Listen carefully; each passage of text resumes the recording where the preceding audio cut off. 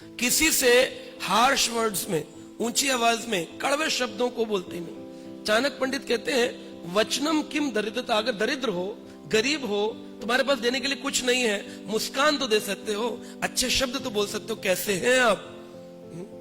लोग वो भी नहीं बोलते, वो भी नहीं बोलते। वचनम दरिद्रता हो गई है। वचनम किम दरिद्रता, वचनों की दरिद्रता ना हो, वचनों की दरिद्रता है। बोलने को अगर बोला जाए तो ऐसे वाक्य बोलेंगे जो दूसरे को उद्वेग उत्पन्न कर दे।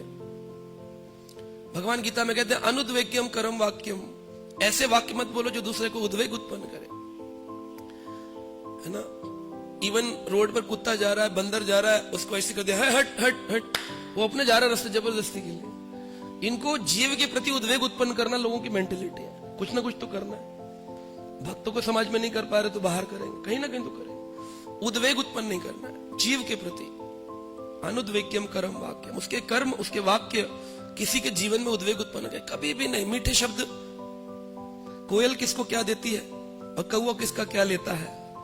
अपनी मीठी वाणी से सबका दिल हर लेती है। मीठी वाणी तो है, लेकिन वचन की दरिद्रता हो जाती है। सब कुछ बढ़िया है, वचन मीठे नहीं बोल सकते हैं, कड़वे। तो वो कड़वे वचन ना बोले, मीठे वचन बोलने की उन्होंने सीख दी। अगर कोई व्यक्ति उनकी निंदा करता था तो कहते थे ये गुरु की वाणी है।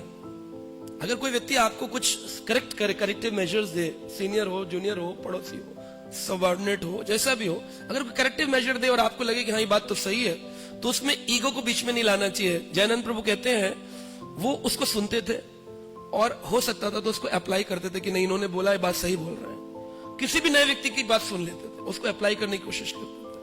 लेकिन कम से कम हम अपने वरिष्ठ भक्तों की बातों से, उसमें भी कहते मेरी बुराई हो रही है और छोड़ देंगे उस मार्ग को। तो कौन से मार्ग में आपको लोग करेक्ट करने वाले मिलेंगे? केवल वैष्णव मार्ग ऐसा है जहां पर कंपैशन के भाव से, दयार्द भाव में सीनियर या हमारे वरिष्ठ वो हमें कुछ करेक्शंस देते हैं, कुछ निर्देश, आप ऐसा कर लीजिए, आप ऐसा कर लीजिए। उसको लेना चाहिए, गुरु वाणी समझ के लेना चाहिए। जरूर नहीं हर बार गुरुदेव ही आकर बोलेंगे। वैष्णवों के मुख से भी गुरुदेव ही बोल रहे होते हैं, उनको सुन लेना चाहिए।